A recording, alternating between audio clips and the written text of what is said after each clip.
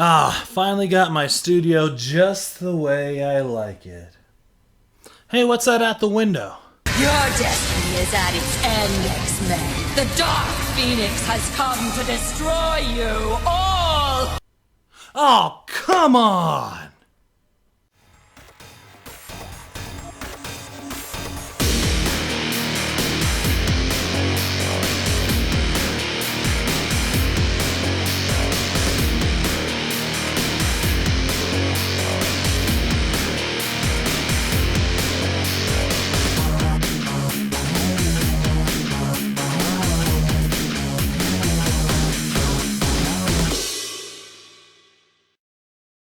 Hey everybody, Sexy Matt the Pharaoh Wizard here. It's here, another end of an era.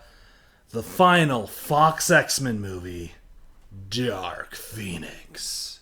What I like, what I dislike, how's it fit with the other X-Men movies? Well, let's get into it. So before I get into the review proper, here is my list of my hierarchy of all the X-Men movies currently. You can check out my video where I go through that in more detail if you're curious why I ranked them the way I did. But here's where we're at now. So where does Dark Phoenix fit on this list? Well, let's talk about it. So Dark Phoenix is brought to us by first-time director Simon Kinberg, but he is not an unknown. So he basically produced a lot of the X-Men movies. First Class, Days of Future Past, The Last Stand, Logan, Deadpool. He is a huge producer in Fox. He produced both the all three Fantastic Four movies, so kind of ups and downs with him. And he even did a lot of writing. I know he is credited with Days of Future Past and X-Men The Last Stand. So he's been around. He's been within this franchise for a very, very long time. But this is his first time directing not only an X-Men movie, but any movie at all. So the plot is, due to the events of X-Men Apocalypse, X-Men are seen as this emergency force in America and a force for good. And then an accident happens above the space shuttle, and the X-Men are called in to help. And some stuff happens during that mission that causes some major problems, and it might have awoken something inside Jean Grey that may threaten to destroy our world. Without too many spoilers, that is the general plot of Dark Phoenix. So let's talk about the characters. So we have the titular Dark Phoenix, played by Sophie Turner of Game of Thrones fame. Don't spoil it, I haven't seen the final season yet. But anyways, she was Jean Grey in X-Men Apocalypse as well, and now she's the Dark Phoenix. And I gotta say, they give her a lot more to do within this movie, and she freaking nails it. She does so much in this, and she is acting her goddamn face off. She is throwing everything she has at this role, and it really shows. It really pays off. She is amazing as Dark Phoenix. It is fantastic, hands down, so great. So big thumbs up to Sophie Turner. She did really good in this movie, and I'm very pleased. Of course, it is an X-Men movie, so there's just a huge cast of people. So I'm just going to go through the few that really stood out to me as kind of standout actors. And then one of the main ones being Nicholas Hoult reprising his role as Beast for the 4th time. And first off, I gotta say the makeup on him is fantastic. I think this is the best looking Beast we have gotten in ever. I think this is the best live action Beast we've gotten. He looks fantastic. They still do the thing where he's not always blue, and that's a little upsetting and annoying, but what are you gonna do? But Nicholas Hoult is killing it in this movie. He's, again, like Sophie Turner, just acting his face off. He's throwing everything at this role, and it really pays off and it shows. He is so good in this role. I'm not sure if he quite as much is Beast as Kelsey Grammer's, like the comic version of Beast. He's just fits this role of this version of Beast very well. And he's just really good, and I really enjoyed what he did. So yeah, thumbs up there as well. And of course, we have James McAvoy's Professor X, and James McAvoy refuses to disappoint me. Even in Glass, where that was a bad movie, he was still a lot of fun to watch in it. And so, yeah, I gotta say, he still kills it as Professor X. I really gotta say that his Professor X is better than Patrick Stewart's. But that being said, I don't think Patrick Stewart got a lot to do as Professor X, except in Logan. Everything else, he just sort of explained what X-Men are and then would get Professor X'd. If you didn't know, that's when they do something in almost every movie Professor X is in to get him out of the way because he's too powerful and would just end it right away. So he tended to get just shoved off into the corner in most of the movies. So he wasn't really given a fair shake. But I think James McAvoy kills it in this role once again. He is so good. And he's really fighting with some demons that Professor X might come up against. And it's some really, really solid and very strong stuff.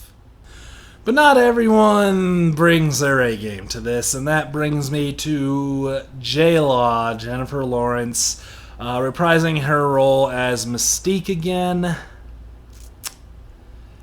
She does not want to be here. She doesn't want to get the body paint done. She doesn't want to act. She just does not want to be here. And I gotta say, Jennifer Lawrence can be a good actor. Like, I just rewatched the Hunger Games movies. She is fantastic in those. But it's been a while since it seems like she cares about acting. It really feels like basically after the end of Hunger Games, she just stopped giving a crap about acting. I don't know if it's like she feels she's not getting good roles that she wants, or she feels like she has enough money and she's just collecting a paycheck. I don't know what the deal is, but she hasn't done a really good role in a while, and this is one of those as well. She really phones it in and is very weak. And pretty much the weakest point of this whole movie. So what did Dark Phoenix do well?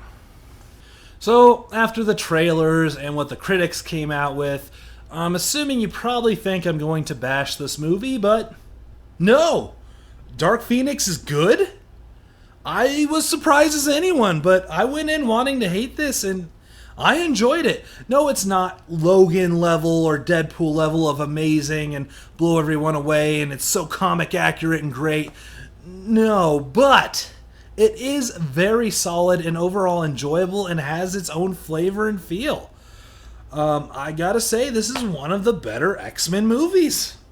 For most of the movie, you're sitting on the edge of your seat, and it's just very intense. And, I mean, a big part of that is Hans Zimmer did the soundtrack for this, and he kills it in this. But, yeah, it's very intense.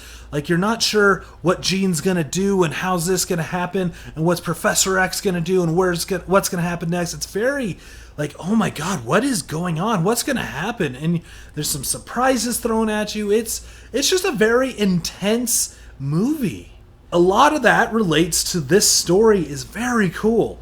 So it's, basically what happens if a mutant goes off the rails and proves to everyone what could happen.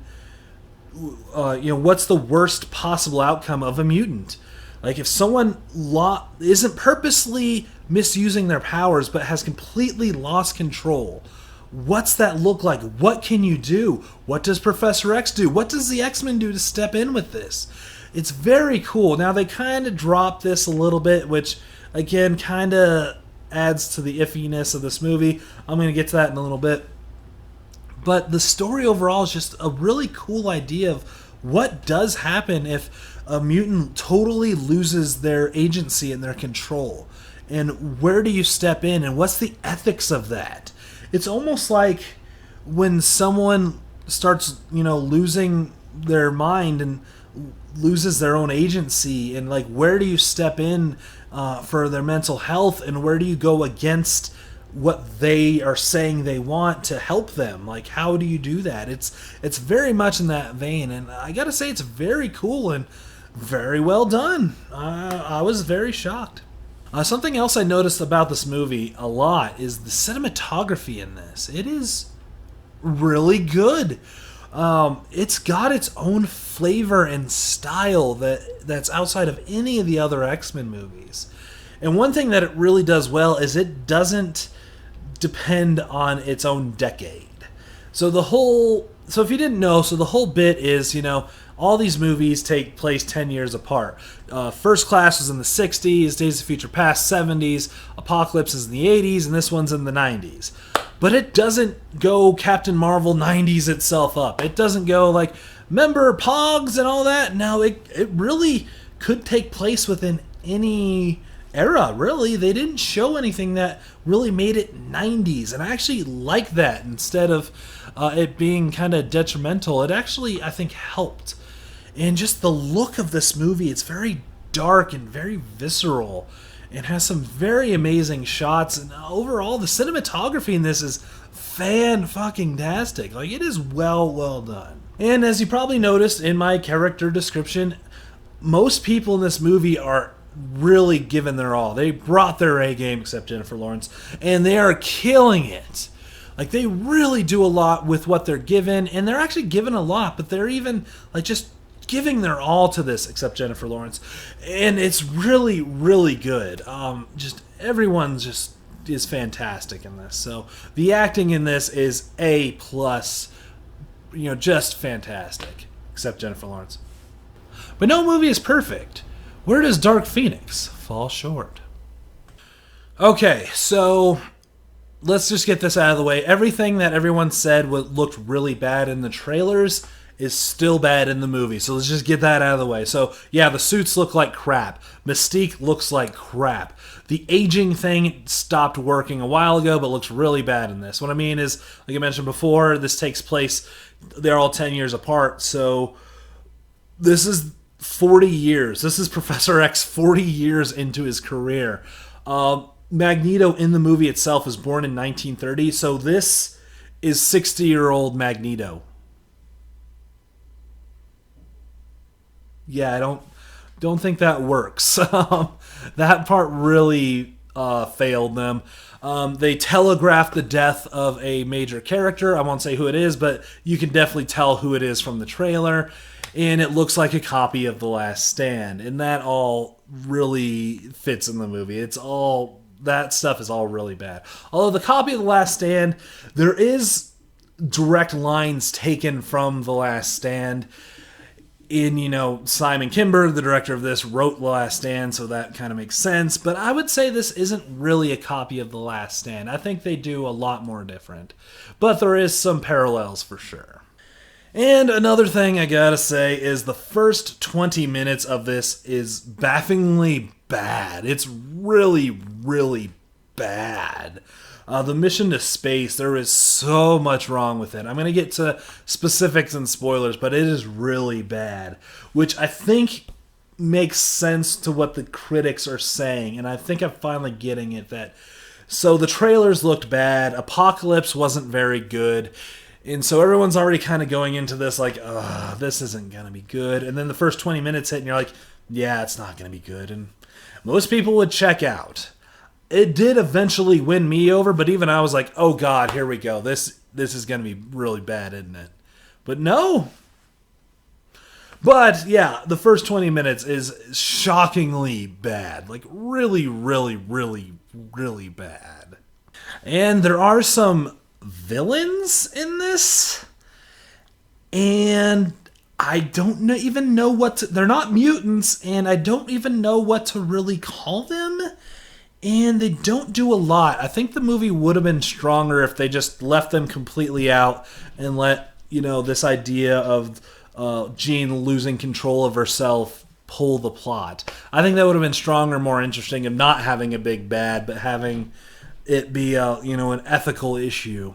But yeah, so there are villains and they're nothing. There's nothing to them at all. So that's enough complaints. Let's get into some spoilers. So throw up the spoiler sign here and jump to this time code here if you want to skip spoilers. There's some major spoilers coming. So, as I mentioned before, they telegraphed the death of a major character, and shocking, it's Mystique. Yeah, I'm not shocked. Mystique dies, and the movie gets better from there. As I mentioned before, Jennifer Lawrence is the weak point of this movie, and once she dies, this movie actually turns and gets way better. It actually goes, just to 10. It goes from 0 to 10 once she dies, and it really kicks off and is great. So it's not really an emotional or good death either, but it's good because the movie gets way better from there. So there you go. But yes, she dies.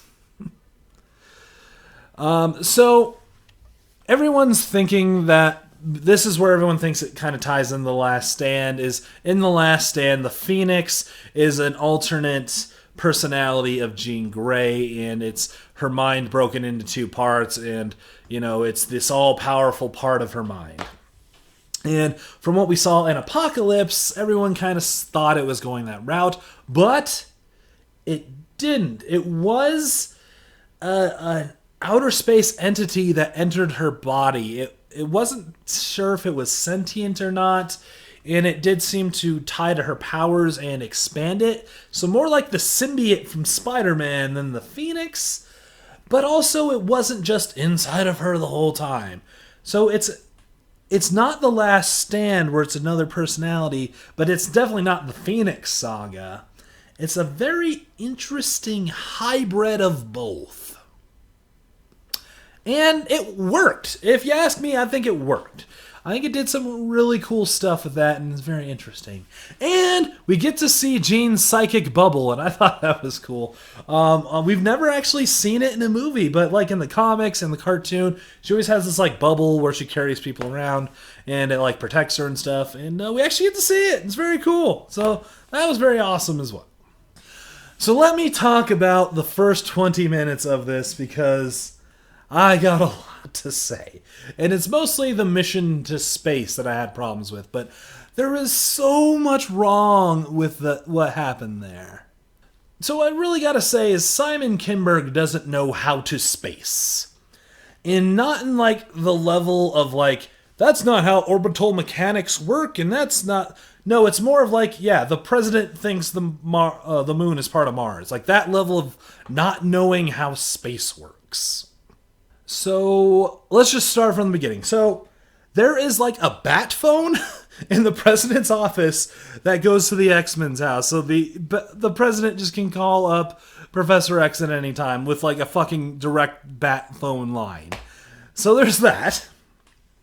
The president is just a guy. It's not Bill Clinton. So that was weird because the other movies all had era appropriate presidents. And this time it's just a guy. And in the IMDb, it's just the President of the United States. So there's that. This is where we first see how bad the Mystique makeup really looks. And it's fucking terrible. We get to see John, Beast can transform now at will. And so there's that. Then they get to space. And so the space shuttle's spinning out of control. It's got some thrusters shooting wrong or whatever. And so here we go. So Storm freezes the thrusters. And there is so much wrong with that statement. I don't even know where to begin, but let's go with Storm's power is she is able to affect the atmosphere and change the weather, okay? We can all agree on that. That seems like that's how it works. She froze the thrusters of the space shuttle in space. In space. Where there's no atmosphere. Her powers don't work in space.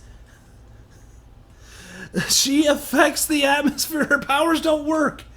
But even if her powers did somehow work in space, okay? They work in space, whatever. Let's buy into that.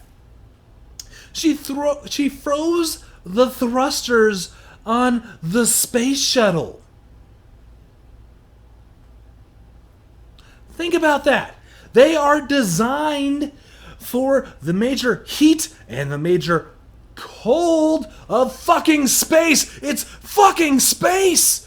There's nothing her power can do to make it any colder than the vacuum of fucking space. So, yeah, that whole part was like, holy shit. But it gets fucking worse. So Nightcrawler brings Quicksilver onto the shuttle, and they save all the people doing a quick slow down time Quicksilver thing that doesn't. It's just quick. It's nowhere near what they've done before. But anyways, so they bring everyone back, and it turns out there's someone else there, but the shuttle's breaking apart.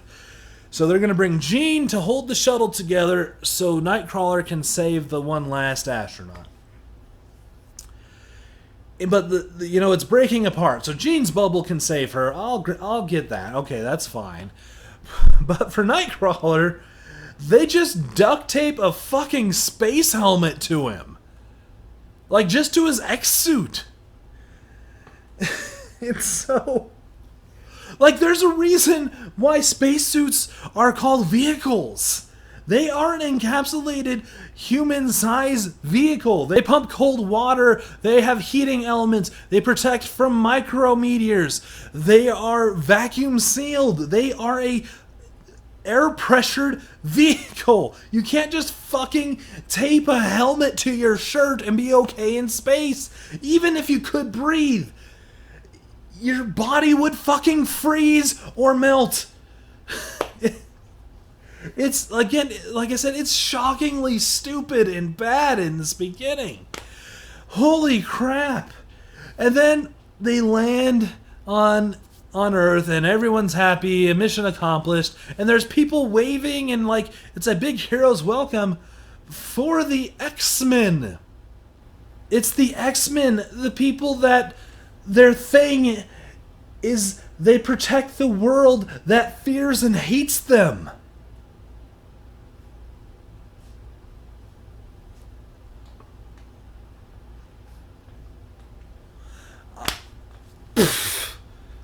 So, yeah, I can see where there would be some bad reviews, but if you stick past that bit, again, it gets way better. It turns on a fucking dime once Mystique dies, and it gets so much stronger, so much better, just way, way better once that happens. So you just got to stick through it. All right, so that's enough spoilers. Let's go ahead and wrap this up. In the end, Dark Phoenix is actually good. I enjoyed it. I thought it was engaging, entertaining, and intense. It was well shot, well acted, and it was an interesting story. So, yeah, it was good. I don't know what the critics are saying. I kind of get it because it does start off very rough, and it had a lot going against it, and I think a lot of people made up their minds going into this movie what they were going to think of it. But if you're willing to go in open-minded and let yourself enjoy this story, I think you'll enjoy it. So I gotta say, I could give it the rating of see it in theaters. It's surprisingly good, and it even surprised me that I was like, wait, do I like this? This is good. So there you go. It's good. So yeah. So did you see Dark Phoenix? Let me know what you thought in those comments below. Hit that thumbs up if you're excited for the X-Men to enter the MCU. And share this video with anyone that immediately wrote off Dark Phoenix, because I gotta say, you gotta check it out. It is worth a watch. I'm Sexy Matt the Pharaoh Wizard. Until next time, hold on to your hold slots. I know you're scared and unprepared. You're not the only one, I swear, who's ever been afraid or felt this way. I know that there's a plan for you and everything you're gonna